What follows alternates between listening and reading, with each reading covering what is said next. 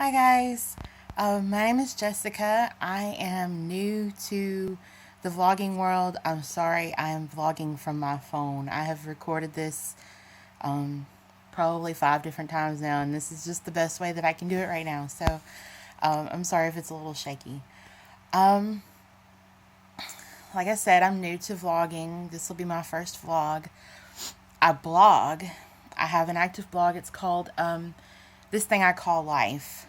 And I've been blogging for a couple of years now, and I enjoy it. I don't do it very often, but I enjoy having the outlet. I don't actually think I have an audience at all, but it I don't know. I used to journal a lot when I was younger, and it helps. It really does help for those of you who are looking for kind of an outlet. Journaling, um, I know I can understand why a lot of YouTube vloggers do vlog, and it gives an outlet, and you can share your information and your experiences with other people who may be going through this, and it's just it helps. So my story, I'm trying to conceive. I have PCOS. I was diagnosed with polycystic ovarian syndrome when I was 19 years old. um let's see, I got some notes here. I actually diagnosed myself. I started doing a lot of research from like 16, 17 on, and I finally got the diagnosis. I went to the doctor and I finally got a diagnosis at 19.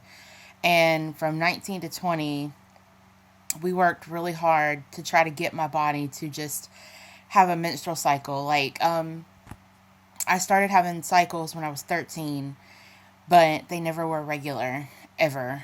And I sort of knew something was up when I was about 16. I went to doctors and they always told me, oh, it'll be fine, it'll straighten out, don't worry about it. And, of course it never did. And so I just knew something was up. So I started doing my research at 16, 17, and I found PCOS. And at 19, the doctor did blood work, and we finally figured out that that's what it was. So, um, but after that, my menses started, like, my cycles were a lot longer. They were, every 3 months, and then they went to every 6 months. And by 19, I had gone 9 months between, and I just knew something was going on. So I went to the doctor, and at 20, they stopped completely. And so we started using medications to bring them on, like Provera, pure progesterone.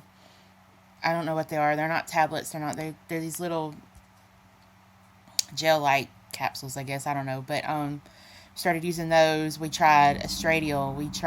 Or is it estradiol? I don't know how to pronounce that word. We tried that. We tried birth control pills, and just nothing worked. So I gave up, and that was in 2010. 2010 was my last um, menstrual cycle. We tried everything after that, and nothing ever happened. So, like I said, I gave up.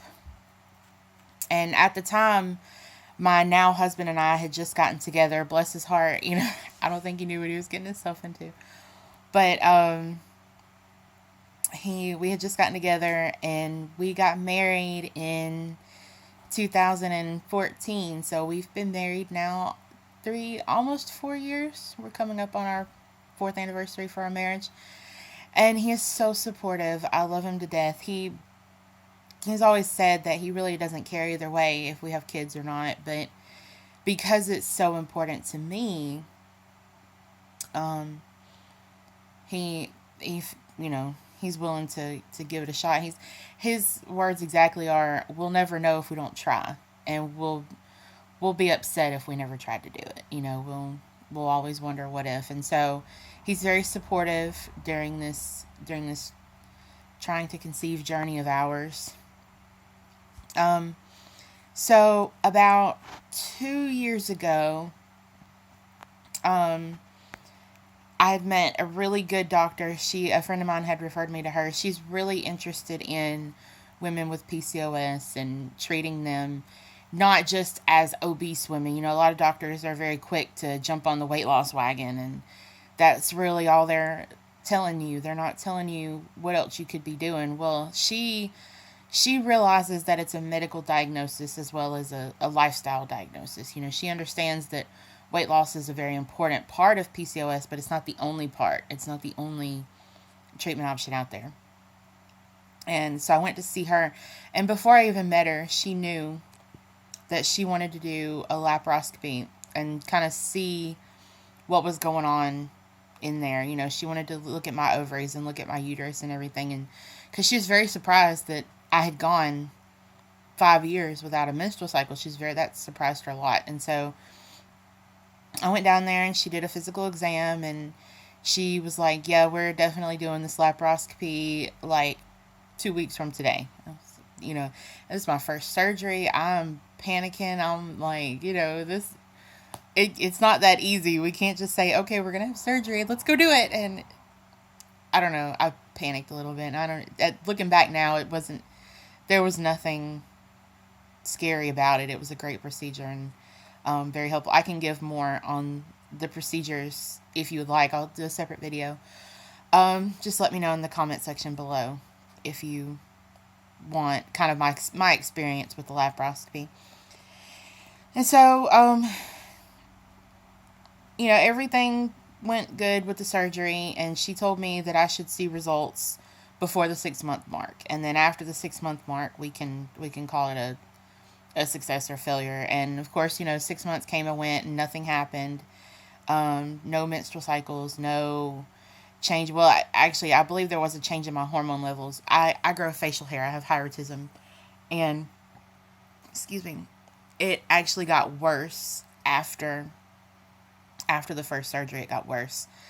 And so I don't really know. We never did a hormone. Well, she did one hormone panel that was before the surgery. So we never rechecked to see what was going on. So again, I kind of gave up. At the time, I just had so many other things going on. I wasn't really worried about something that hasn't been happening for the last 5 years. So I just wasn't real quick to go back. And so, fast forward again to 2017, and the whole new year, new me thing. Yeah, that was me. So, I don't know. I just got tired of losing the battle against myself. My own body was at war with me, and I was losing. And I hated that. I was tired of it. I weighed my heaviest. I was 223 pounds. And I remember being a teenager and thinking to myself, I'll never get over 200 pounds. I'm never going to do that. And then I did. And once I did, it wasn't that big a deal anymore. And it just kept going. And I was tired of it. And, of course, my menstrual cycles aren't coming on. And I really want to be a mom. I want to give birth to a child. And that's not happening. And, we stopped protecting against pregnancy almost 8 years ago. And, I want to carry a child. I want to be pregnant with a child. I have a child. I have a 6-year-old. She's not biologically mine. I've never given birth to any children. I have custody of her, and I've had custody of her since 2013, a little over 4 years. So, we're actually coming up on our 5-year mark with her. And, she's a wonderful child, and I love her to death, and she's a blessing. I know a lot of women with PCOS who have gone their entire lives without being able to parent a child at all. And I feel so blessed that I get to parent a child, but I still have this nagging feeling. I want to carry a child. I want to have a child. I want to give my husband a child. My husband is 42 years old, and he's never helped conceive a child. He's never been a father himself, and he's always kind of raised someone else's children.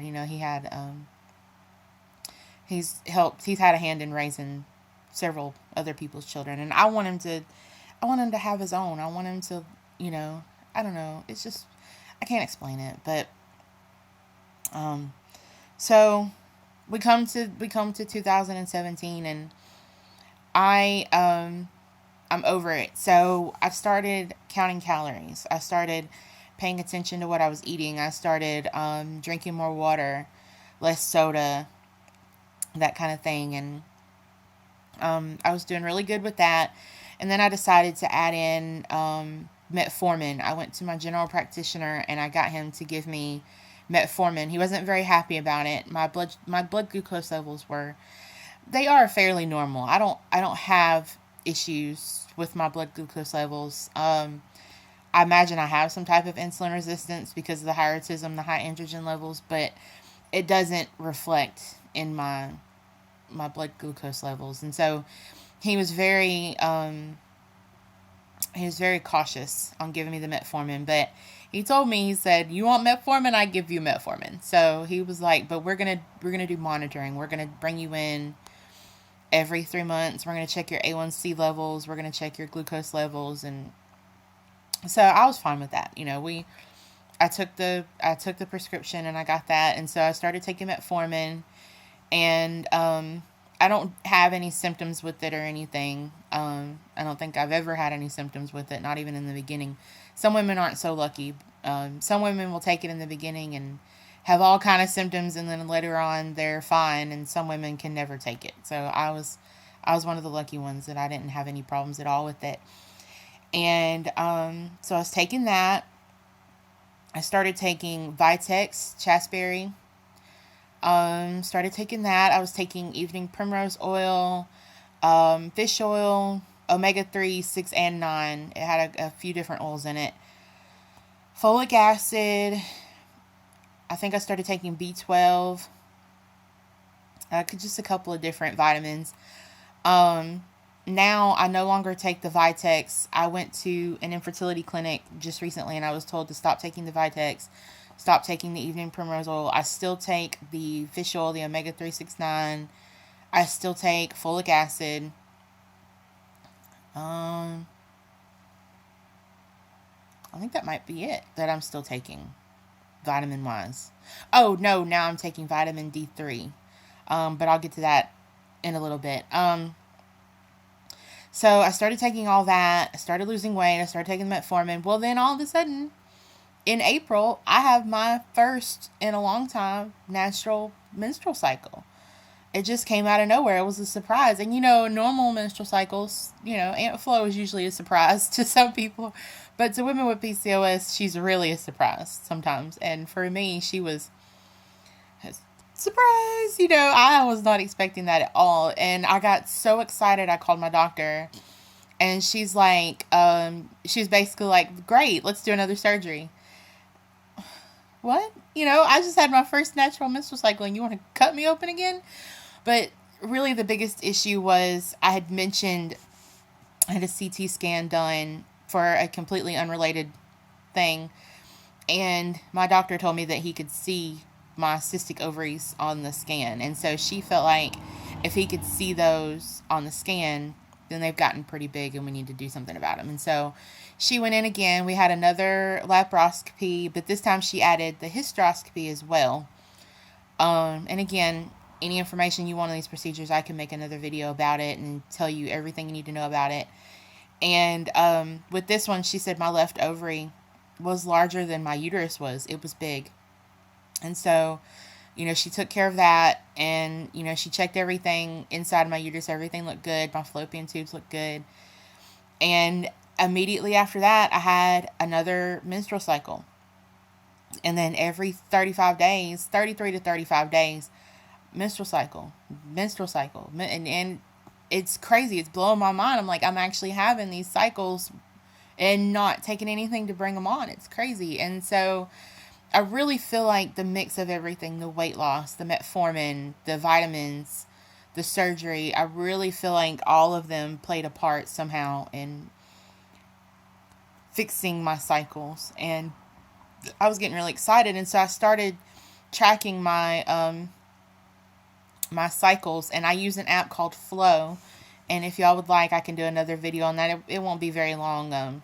Just kind of give you a tour around the app and kind of show you everything that it entails. It's a really helpful app. And it helped me to kind of know when I might be ovulating. And so I started using OPKs, ovulation predictor kits. And 1 month I got several positives and I got excited. And, we baby danced when we were supposed to. And, we tried our hardest to get pregnant that month and nothing happened. And so I called my doctor and she's like, well, just because you're ovulating doesn't necessarily mean you're going to get pregnant. She was kind of like my reality check. And so as disheartening as it was, I still wanted to try. I was at a better point with my life. I'm having normal menstrual cycles. I want to do this. I want to try. And so she referred me to a reproductive endocrinologist. Again, I'll totally do another video on my first appointment because I think it'll be a little lengthy, but yeah, so I'll do that. But my first appointment was on the 21st, and we made a plan, and they gave me a shot, a progesterone and oil shot to induce a menstrual cycle. And that was last week. It was last Thursday. Thursday was cycle day 1, and they told me that for this round, we're going to try letrozole from Femora.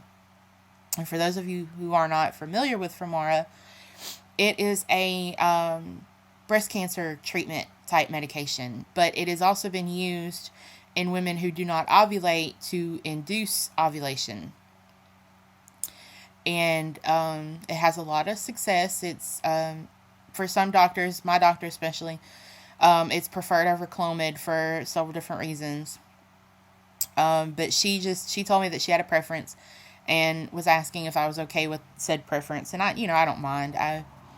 Whatever she wants to try, she's the professional, I'm not. So we just went on ahead and we went with the letrozole, and I was supposed to take it cycle day 5 through 9. And today is cycle day 7. So I started taking the letrozole Monday. And I haven't had any issues with it. I take it at night. A lot of people recommend taking it at night because you won't feel as much of the side effects and such. And so I take it at night. I haven't had any issues with it so far. And yeah, so that's kind of where we're at right now. And again, I'm so sorry for this lighting. I know it's kind of dark and I know my phone is shaking, but yeah, so I just wanted to kind of I say a quick introduction. We're already at 18 minutes, but yeah, that's me. That's where we're at right now. And thank you guys for watching, and I hope that you subscribe and kind of keep tabs on my story, because I will try to update y'all best I can. And I really look forward to doing this vlogging, kind of seeing where it goes and the reactions I get from it. I really hope that I can help somebody else just as other YouTube vloggers have helped me. So thanks for watching. Bye.